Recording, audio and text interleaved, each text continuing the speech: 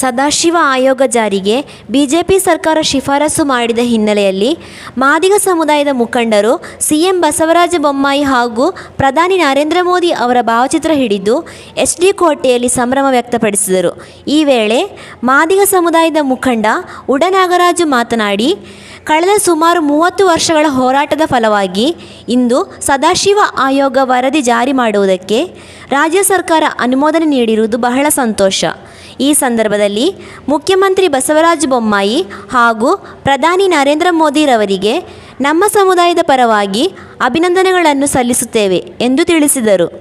ಈ ಸಂದರ್ಭದಲ್ಲಿ ಚಾಮರಾಜು, ಮಹದೇವು, ಬೆಟ್ಟಸ್ವಾಮಿ, ಎಡತೊರೆ ಶಿವರಾಜು, ನಾಗೇಂದ್ರ, ರಾಜೇಂದ್ರ, ಮುದನೂರು ರವೀಶ, ಶ್ರೀನಿವಾಸ, ಮಲ್ಲಯ್ಯ, ರಾಮು, ನಂಜುಂಡಿ ಹಾಗೂ ನೂರಾರು ಮಾದಿಗ ಸಮುದಾಯದ ಮುಖಂಡರು ಹಾಜರಿದ್ದರು.